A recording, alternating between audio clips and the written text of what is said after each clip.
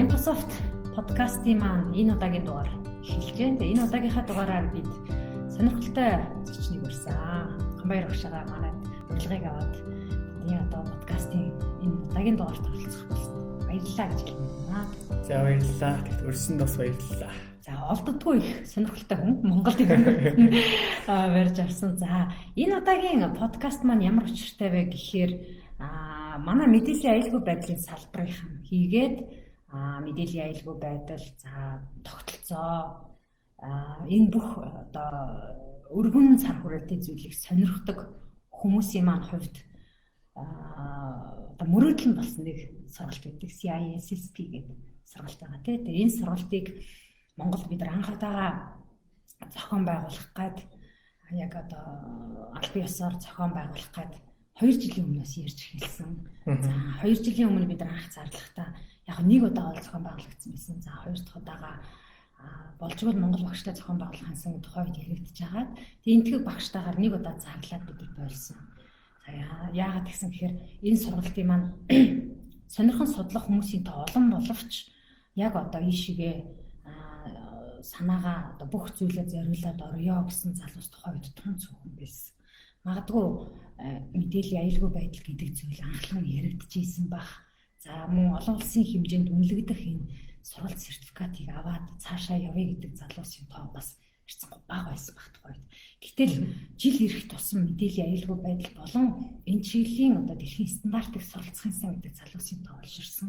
Энэ тухай бас олон нийт ярьж эхэлсэн ийм цаг үед бид нарт Гамбаяр багшаа ураад энэ одоо сургалтыг монгол хэлээр орох боломж байгааг хэсэгтэр ярилцаад өчигдөр бид нар сургалт албасаар зарласан.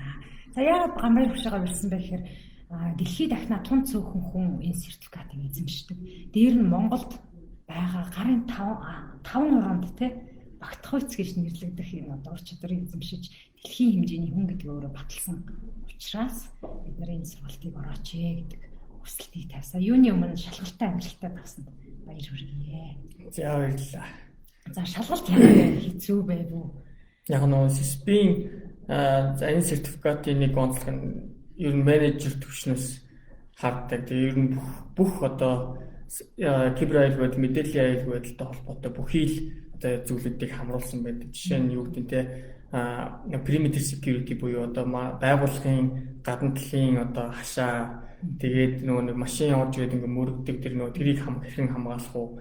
Тэгээд банкнд нөгөө хүмүүс нэг нэгээр ороод бодож гарахгүй байх маяг. Тэгээд bulletproof буюу одоо нөгөө сум нэвтэрдэг гэх мэт ингээ амар их юмнууд агуулсан байдаг. Тийм. Тэгээд identity access management, risk management гэх ерөөсөө бүхий л зүйлүүдийг агуулсан байдаг. Нийтдээ домен 8 домен байдаг. Тэгээд миний бодлохоор яг эхний домен буюу risk management дээр ер нь нэлийн гарчсан. Тэгээд дөрөв дэх домен буюу network security дээр нэлийн мэргэжсэн байсан. Тэгээд үлдсэн доменуудыг болохоор ер нь судалсан. Тэгээд шалгалтын хувьд бол нэлийн хүндсэн. Би чинь хоёр хөгжиж тэнцэж байгаа байхгүй. Эхнийх нь болохоор жоохон яарад өгсөн гэх юм уу. Бид нөгөө докторийн ажлаа бичиж байгаа. Тэгээ хажуугаар нь бас өөрийнхөө ажлыг хийгээд тэгэнгүүтээ жоохон бэлж жагаад өгсөн чинь 1 сард өнгөрдөг сая он гараад 1 сард өгсөн чинь 3 домен дээр нь яг хүрх ононд хүрээгүй. Тэгэнгүүт нь ахиж бэлдээ сая дуусгасан. Тэгэхээр SISP маань зөвхөн одоо мэдээллийн буюу байгууллагын компьютер дотор байгаа бүх зүйл болон дата урсгалын мэдээллийн аюулгүй байдал гэхээс илүүтэйгээр нөлөөлсөн. Ерөөсөө маш өргөн цаг үүтэй. Тэгээд ерөнхийдөө одоо CISO ч юм уу cyber security manager, information security officer гэх мэтлэн иймэрхүү одоо юмыг одоо өргөн цар хүрээнд харж төлөвлөдөг тийм хүмүүст ихэвчлэн зориулсан. Тийм сертификат. Тэгээ тийм одоо эсвэл нэг гадаад бол промошн авах зорилготой ер нь хүмүүс ингээд одоо инженер байж байгаа, аналист байж байгаа дэш өшөө ингээд гоё промошн аваад дэш явж байгаа хүмүүс энэ сертификатыг төлөхөө өгдөг. Тэгээ дээрээс нь гадаад бол одоо за яг жишээ нь би зүгээр Европ байснаар Европын компаниудыг авахд SISP-тэй явах юм бол зүгээр ер нь бол зүгээр gold гэсэн үг л дээ. Тэгэл компаниуд SISP preferred гэхгүй. Тэгээд хэрвээ сертификат авах юм бол хүссэн үсээгөө зүгээр шууд нэг промошнод өөрсдөө хүрээд ирдэг. Тийм ба. Зөв. Тэгэхээр албан тушаал ахих боломж өөрийгөө энэ дараагийн албан тушаалд тэнцэнэ гэдгийг илэрхийлэх бас нэг баталгаа болж өгч юм гэж харж байна. Тийм. Тэгээ цалин нэмэгдэн дээрээс нь. Цалин автоматар шууд нэмэгдэн. Европод. За Монголд ер нь хэдэн хүн байна? Яг 1 сарын сая 2 сарын одоо яг SSP мэдээгээр бол Монголд 3 хүн байгаа. Тэгээд одоо би нэмэгдээд 4 болж байна уу? Эсвэл одоо бас нэг шавь сая тэнцсэн. Тэгэхээр Баясгалан гэдэг хаан банкны. Тэгээ Баясаа нэмэгдээд 5 болж байна уу? Эсвэл бид нэлээд 4 болж байна. Ямар ч сан ийм хүмүүс байгаа. Тэгээд миний мэдхээр ахаад нэг ихч байгаа гэдэг чинь ингээд нэг 4 5 хүн. Надтай нэлээд 4 юм уу 5 болох. Дэлхийн хэмжээнд ер нь хэд вэ? Дэлхийн хэмжээнд бол ер нь нэг CISP, CISA тэгээд SISM гэдэг сертификатууд ерөнхийдөө иймэрхүү менежер төвчний аудит төвчний сертификатууд тэгээд CISP бол нэг дэлхийд 130 мянга орчим certified хүмүүс байгаа. Яг одоогоо тэгээд CISA бол нэг 140 мянга орчим. Юун дээр манай дээр ирж сурж байгаа за өөрийгөө чаленж хийгээд дараагийн түвшинд гарах гэсэн залуучуудад бид залуучуудаас нэг л асуулт асуудъя. Таныг энэ салбартаа ур чадвартай гэдгийг илэрхийлэх юм юу вэ? Харин тийм манай удирдлагаас надаас яг ингэж асуугаад байдгийг. Хүний амьдрал болсон дараагийн түвшинд гарах юмсан арай өөр байгууллагад орж ажиллах юмсан эсвэл би олон улсын хэмжээний хүн мөн үгүй гэдгээ яаж мэдэх вэ гэж асуудаг. Гэтэл нийгмийн даатгалын дэвтэр буюу олон жил ажилласан туршлагатай гэдэг тухайн байгууллага л мэднэ. Магадгүй гэр бүлийнх нь ойр тойрных нь хүрээлж байгаа найз нөхөд энэ одоо энэ ажил дээр 13 жил ажилласан шүү дээ гэж хэлэх болохоос биш хэрв дараагийн түвшинд гарах гэвэл үнэхээр тухайн байгууллагт 13 жил ажилласан гэдэг бол хангалттай өрөөнд мундаг ур чадвартай хүн гэдгийг нотлогоо бишээ гэж хэлдэг байхгүй. Тэгээд зарим хүмүүс өрөөсгөл ойлгохтой. Наа чин зүгээр ингээд авч болдог цаас. Цаас үзүүлээд промошн авдаг ч гэдэг юм уу. Тэ ийм байж болох юм биш үү гэж асуудаг. Гэтэл яг шалгалтыг давсан хүмүүстэй ярихад бол үнэхээр амаргүй байна гэдгийг бүр алхам тутамдаа хэлж идэв. Тэгээд сая бас та хэллээ шүү дээ. Үнэхээр хэцүү байсан. Тэгээ нэг унжээж би тэнцсэн гэж. Ер нь гадныхаа шалгалтандаа яаж бэлддэг юм бэ одоо манай монголчууд? Одоо яг гадны компаниуд бол зарим одоо жишээ нь одоо хэрвээ өмнөхөд дэш явж байгаа бол ингээд цаанасаа бүр заалттай байхгүй байх ёстой. Жишээ нь Америкийн Америкийн одоо нэг доод буюу одоо Defense of Department of Defense ч юм уу тиймэрхүү одоо яг тийм төрийн байгууллагад ажиллаж байгаа хүмүүс бол заавал системтэй байх шаардлагатай ч юм уу тийм заалтууд байгаа л да. Тэгэнгүүт тэдгээр хүмүүс бол угаасаа тэгээ байгууллагаас мөнгөний төлчин хүссэн сургалтаа ав, хүссэн одоо номоо худалдаж ав, тэгээ хүссэн хичээлээ үз, тэгээд ингээд гаргаад өгчдөг. Тэгээл нөхдүүд шалгалтын мөнгөний цаанаас нь шалгалтнаас шаг үнэтэй чинь 600 евро одоо дахиад нэмэгдэж байгаа юм чинь. Тийм 5 сараас дахиад нэмэгдэж байгаа. Тэнгүүд чинь тэгээд ерөөсөн мухсаар гол хаана л та. Тэгээд миний бодлохоор өөрөө хуваарь нөхсөрөөд тэгээд авсан. Гэтэ яг нэг хүмүүс одоо бэлтэж байгаа хүмүүс энэ зүгээр яг нэг шалгалтанд бэлтэж байгаа л авчдаг. Зарим нэг яг за би зарим нэг жижиг сертификатуудын талаар ярихад бол айгүй хэлбэрхан айгүй авчих боломжтой. Зүгээр яг нэг шалгалтын материалаа жоохон харж байгаа л SSP бодлохоор дан ганц яг тэгээд авахгүй амар олон материалууд амар олон өргөн цар хүрээнд унших хэрэгтэй, судлах хэрэгтэй болно. Тэгээд хэдий тэгээ шалгалтанд унсан ч гэсэн ард нь нөгөө үлдсэн юм аюу их байдаг. Жишээ нь би бол одоо software security domain дээр бол нэлээд их юм сурч авсан гэж боддог. Тэгээ миний ер нь нэлээд weak сул domain байсан тэгээл. Тэгээд түрүүний нөгөө нэг тэр нийгмийн даатгал ер нь хэрхэн үнэлэх вэ гэдэг. Тэр бол яг яахгүй үнэн яг academic industry гэдэг одоо хуваагаад үзэх юм бол академик төвшөнд бол мэдээж судалгаа тэг хэвлүүлсэн scientific paper гэж байна. Industry төвшөнд бол угаасаа л certificate тэгээд яг хийсэн ажлыг чинь одоо яг үнэхээр яг юм гаргацсан бол бариад үзүүлчих тийм патент байт юм уу те. Тиймэрхүү юм байж болно. Тэгээд дээрээс нь сертификат. Европт бол одоо жишээ нь ингээд ажилд ингээд явуулахад угаасаа шууд HR дээр нь шууд фильтрлэгдэнэ. Шууд ингээд сертификат байна уу байхгүй нь чеклэгдэл тэгээд цаашаа явуулах. Ярилцлаганд орохгүйг гэдэг харагдах юм тийм. Тэгэхээр Монгол залуучууд маань одоо эдгээр нэрлээд байгаа сургалтанд суугаад заавал гадагшаа яв гэсэн үг ерөөсөө биш. Өөрийгөө салбартаа ямар үн цэнтэй хүн бэ гэдгээ илэрхийлэх, баталгаа нь олон сургалт хийгээд сургалтыг дагсан шалгалтууд байна гэж ойлгож байна тий. Мэдээллийн одоо яг өөрөө чинь судалгааны ажил надад их сонирхолтой санагдсан тий. Эрсдэл болон түүнтэй холбоотой нэлийн том ажлууд дээр орж ажиллаж байгаа харагдчихсан. Энэ талаараа манай биднэрт сонирхолтой. За би болохоор 16 онд евро Итали руу явсан. Тэрнээс өмнө болохоор Монгол Улсын их сургуульд багшилж байгаа.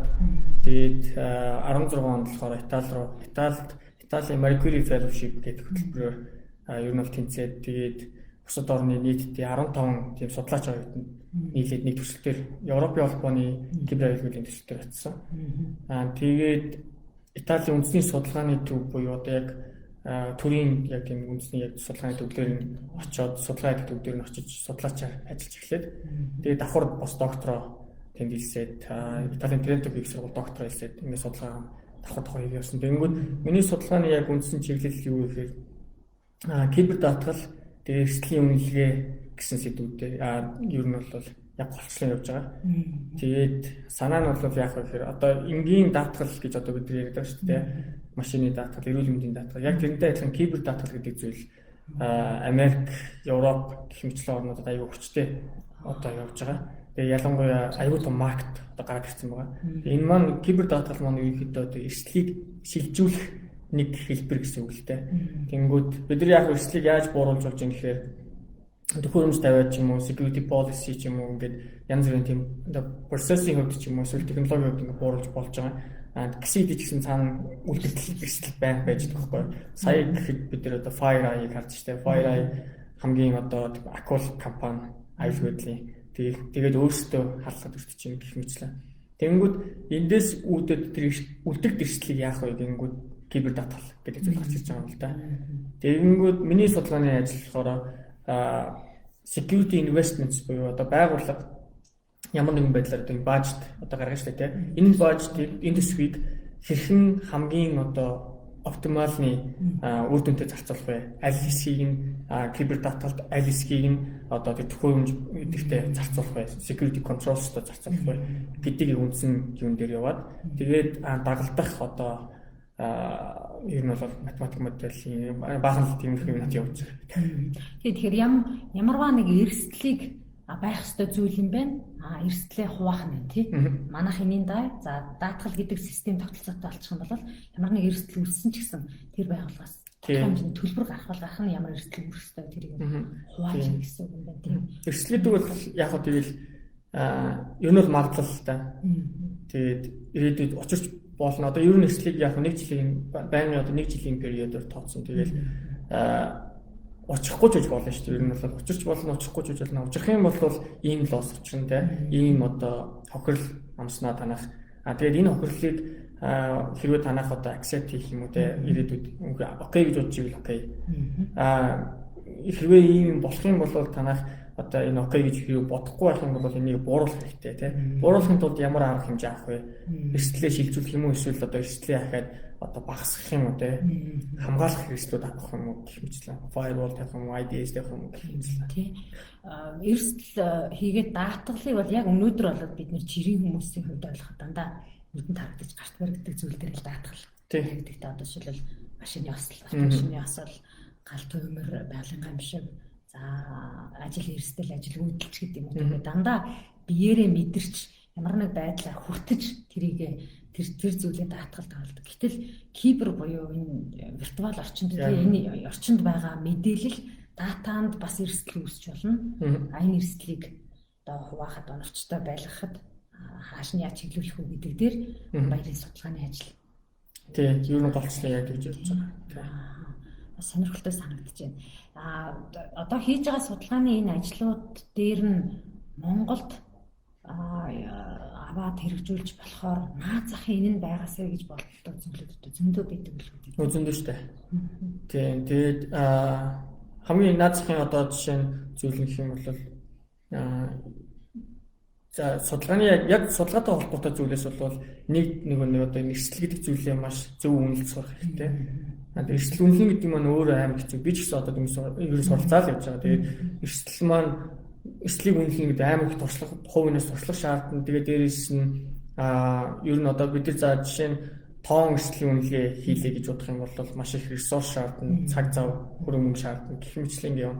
Тэнгүүд зүгээр энгийн зүгээр quality буюу чанарын одоо эрсдлийн үнэлгээ хийх юм бол экспертийнх нь мэдлэг маш өндөр байх хэрэгтэй тийм тухайн эрсдлийг одоо яг үнэн зөв бодтоор болгож чаддаг байх хэрэгтэй гэх мэтлэн.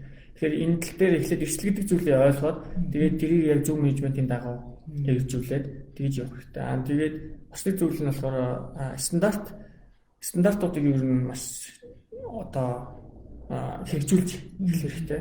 Тэгээ манайх болохоор яг нэг одоо яг ер нь хүмүүс ойлгоод одоо нэг C-level management гэж ярьдаг шүү дээ. Тэр хүмүүс маань ойлгоод байгаа болохоор гайгүй одоо IT-да ч юм уу аюулгүй байдалд хөрөнгө зарж эхэлж байна л да.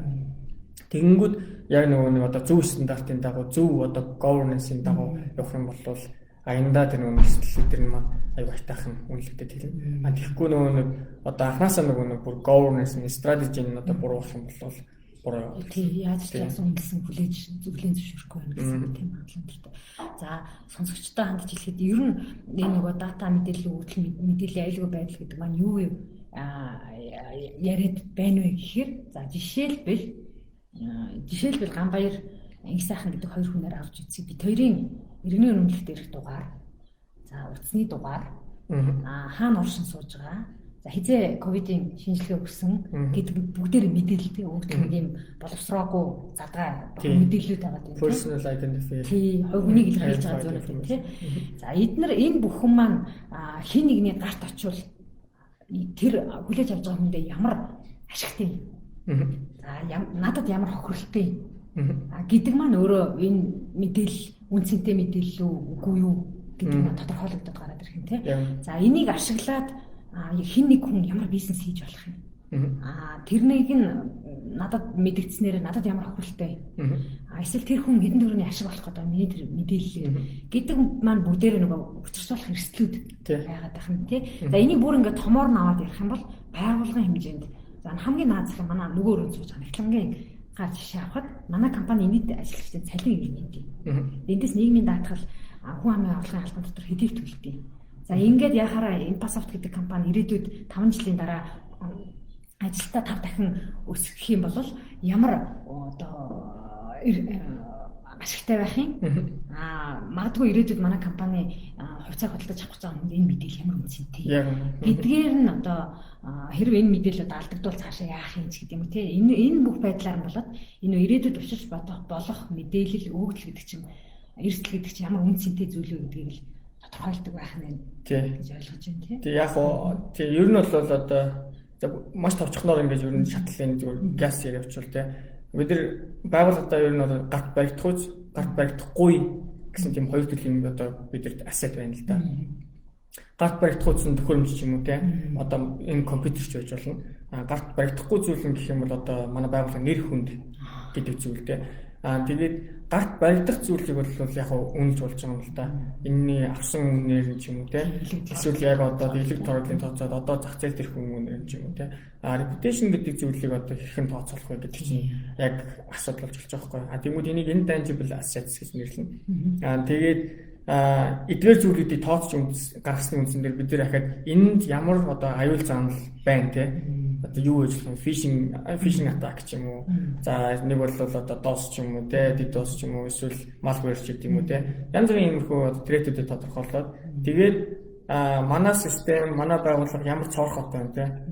Тэрийг бас тодорхойлж гаргаж ирнэ. Энэсийн үндсэн дээр энэ эдгээрийг хооронд нэг багсаад аль нь одоо жишээ нь бидэрт одоо за phishing байлаа гэдээ бас нэг өөр нэг цоорхоо байлаа гэдэг энэ хоёр маань хоорондоо яг тэр одоо атак хардлага маань тухайн цоорхог ашиглах магадлал байхгүй боломжтой байхгүй ашиглаж чадахгүй байх боломжтой. Тэгээд энэ магадлалуудыг тооцсон үндсэн дээр тэгээд тэндээс гарах хохирлыг тооцоод тэгээд эрсдэл маань ер нь ихний хэлж гарч ирнэ л дээ. Тийм байна. Тэгэхээр урагшаага хэд дахиж алах шаардлага гарч байна тий. Тэгж ингэж шатараа л дээ. Яг хоо зарим тохиолдолд одоо Европч гэсэн ер нь бол зарим нөхдүүд нөгөө эрсдлийг одоо шууд ингээл шууд зүгээр ингээд хэдэн асуулга бөглүүлэг чеклист бөглөөл тэгээд үнэлцдэг л дээ. Тэгээд тэрний ихтэй яг цаана нөгөө нэг яг бодолт нь яаж явж ийнө гэдэг нь хамгийн чухал нь. Яг эрсдлээ яг яаж бодож байгаа юм те. Тэнгүүд одоо нөгөө нэг судлаач нарын хувьд ч юм уу одоо эрсдлийн үнэлгээ одоо хийдэг хүмүүсүүд хамгийн чухал одоо асуудалтай зүйлүүд нь болохоор дата гэдэг зүйл байгаа л та. Empirical data буюу одоо яг би одоо өнөөдөр өөрийнхөө одоо энэ байгууллагын датаг үнэлэхэд аюул хэцүү байхгүй юу? Би одоо нэг хувь хүний одоо PI-ыг үнэлэхэд яаж үнэлэх вэ гэдэг мэдэхгүй. Тэнгүүд тэр дата одоо зах зээл дээр байгаа тийм public data дээр ч юм уу эсвэл нөгөө тийм одоо private дээр цугласан тийм датануудыг бид нэр одоо харьцуулаад тэндээсээ бид нар бас үнэлгээ хийж болно. Ийм бас юунууд гэж болно. Тэгээд яагаад нэг байгууллагууд лог, incident log тэгээд дээрэс нь ямар нэгэн байдлаар өмнө очиж исэн тэр зүйлүүдэд хадгалах ёстой вэ?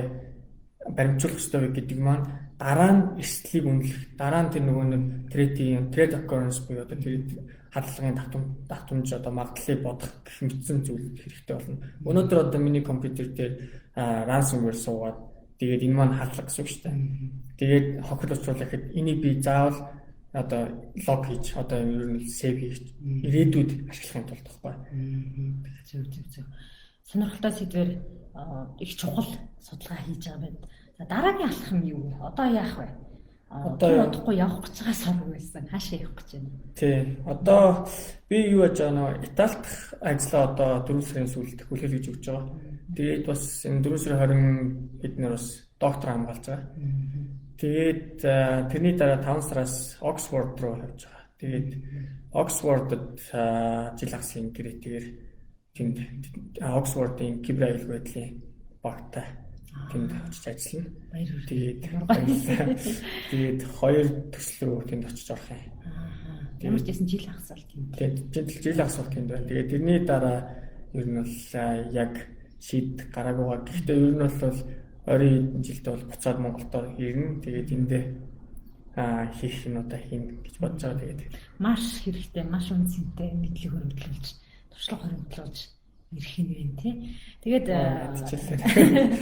энэ лайвыг үзэж байгаа подкастыг сонсож байгаа хүмүүстэй хандаад хэлэхэд за гамбайр багш маань ердөө одоо сар хүрэхгүй хугацаанд Монголд байна. Энэ байх хугацаанд Microsoft-ийн урилгаар CISSP гэдэг одоо дэлхийн түвшний сургалтыг монгол хэлнээ залуучуудад орох гээд төлөвлөөд бид бэлтгэл ажилдаа орсон байгаа. Энэ богино хугацаанд багштай маань одоо уулзаж, нүүрээрээ уулзаж маш олон одоо үнцэнтэй мэдлэг хийгээд мэдээллийг олж авах бүрэн боломж байгаа шүү гэж хэлмээр байна. Багш бас нэг хүнийг сонгоод нэг ментор хөтөлбөр гэдэг нэг гоё юм өчигдөр цухалгаал өнгөрсөн. Тэр талаар тийм би тэгээд яг нөгөө надаас одоо кибер аюулгүй байдал руу одоо шилжиж байгаа ч юм уу те сонирхож байгаа хүүхдүүд залуучууд заримдаа асууд нэг ер нь ингээд яавал зүгээр гэдэг яг асуу. Тэгээд би тэгээд аль чадхаараа ер нь хэлдэг. Ингээд. Тэгээд би сүүлд яг бодсон. Тэгээд яг би амар лаг мэрэгчлээ мэдлээ. Гэхдээ тэгээд яг зарим зүгээр дүнс сурж байгаа хүүхдүүдэд хэрэг болж магадгүй шүү дээ. Тэгээд яг доороо яг ингээд нэг хүүхдийг ч юм уу те нэг залууч ч юм уу ингээд менторлоод одоо яадаг чи нэг бол бүр ингээд яг CISP одоо certified болох нь ингээд гоё ингээд заагаад чиглүүлээд явах ч юм уу тиймэрхүү юм бодоол байгаа. Тэгээд би яг тэрийг яг тийж байгаа нэг тухтайхан шиг өөрийнхөө заав өдрийг харж байгаа нэг тухтай гоё юу айтаа гэж бодлоо. Ямар ч гэсэн эхний ээлжид сургалтаа явуулаад тийм хүмүүсийн хандлага хэрэг байх нь ер нь энэ амбиц шүү дээ яг үнийг хэлэхэд тийм ер нь бол өөрөө л сорой гэж хүсгүй л бол тэгэл 1000 заагаад бол юм шүү дээ. Тэгэхээр дэлхийн хэмжээний одоо мэрэгчлэлтэн болохыг хүсэж ивэл та бүхэн маань 5 сар зохион байгуулагдах гамбайр багш болон Microsoft Academy-ийн хамтран зохион байгуулж байгаа CISSP гэдэг сургалтанд хамрагдаарай. Амжилт бүртгүүлээрэй гэж хэлмээрээ. Тэгээд бас хөл хорой зардахлын нөхцөл байдлаас хамаарат бас суудлынхаа тоогоос хязгаартай болгосон байгаа. Тэгээд зарим шаардлагатай гэж үзвэл зарим хичээл маань онлайнаар явна. За ямар ч байсан танхим онлайн хослох байх гэж харагдаад байна. Тэгэхээр танхимынхаа нөөц бололцоо хийгээд үлсэн онцгой комиссаас гаргаж байгаа шийдвэрийн дагуу бид нар бас бүтэн дүүрэлттэй явахгүй. Тэгэхээр та бүхэн маань сонирхож ивэл холбогдоорой. За мөн Microsoft пэйж дээр бид нар сургалтанд яаж бүртгүүлэх үү, үн төлбөр ямар байгаа. За агуулга тий сургалтын агуулга ерөнхийдөө ямар байгааг тодорхой бичсэн байгаа. Тийшээ ороод холбогдорой гэж хэлмээр байна. За дээр нь бас нэг Microsoft маань бид нар Mongolian Women in Tech буюу технологийн салбарт орж ажиллах сонирхолтой эндээ байгаа эмэгтэйчүүдийг бид нар дэмжих зорилготойгоор дийлэх сургалтын дээр 30% хөнгөлт үзүүлж байгаа. За энэ чиглэл буюу одоо энэ CISA, SISM гэх мэт өртөг өндөртэй ялангуяа гадаад багштай явдаг сургалтууд дээр бид нар хөнгөлт өгөх яахан тиймхэн байдаг боловч Ганбаяр багш маань зөвшөөрснээр бид нар сургалтандаа одоо гарч ирж байгаа эмэгтэйчүүдтэй байгууллагаас байна уу, хувь хүнээ өөрөө байна уу төлж байгаа байна хамаагүй 30% хөнгөлтийг үзүүлж байгаа. За энэ боломжийг ашиглаад хүүхнүүд маань энэ салбарт өөрийнхөө одоо мундаг ур чадвартай хүн гэдгийг илэрхийлэх одоо чаленжийг өөртөө тавиад ороод ирээрээ гэж хүсэж байна. Тэгээд бидний урилгыг хүлээж аваад цаг зав гаргасан Ганбаяр багштай баярлалаа. Тэгээд Оксфорд бидэнд их хол санагддаг байсан. Гэтэл одоо багшгаа ингээд явах гэж байгаа гэдгийг сонсохоор бүр ингээд ямар одоо их боломж байдсан бэ гэдгийг харагдчихээн. Тэгээд Оксфордод хамгаалах тэр жил хагасын ажилтны амжилт хүсье. За удахгүй доктороос хамгаалах гэж байгаа юм байна. Хүсье. Тэгээд сонсогчд болон үзэгчдийнхээ хүмүүс Ганбаяр багшийнхаа ирээдүйн бүх ажилтны амжилтыг хүсье, гэр бүлтэн сайхан бүхнийг хүсье өрөө. За баярлалаа. Тэгээ бүгдэнд нь тэгээд энэ цар тахлын үед гэртээ тэгээ сайхан өөрсдөө сайхан ховны хаан хөгжлийг одоо ховны хөгжлийг анхаараа тий өөрсдөө сайжруулаад ижил бодохгүй 100-аас гайг болчихлоо тий. За баярлалаа. Тэгээд Microsoft podcast-ийн маань энэ удаагийн дугаар өндөрлж байна. Дараагийнхаа дугаараар бид мэдээлэл технологийн прожект менежерийн сургалтыг өдөртөн явуулах болор багш шинэ эрдэнэ багш нартайгаа уулзах ярилцлагаараа хүрэх болно. Тэгээд тэр болтол баяртай. Тэгээд халбар хамгааллын дэглэмээр баримтлан хайртай бүхний халбараас хамгаалаад аль болох гэртээ яцгаарай гэж хүсэж байна. Бүгдээрээ баярлалаа. За баярлалаа.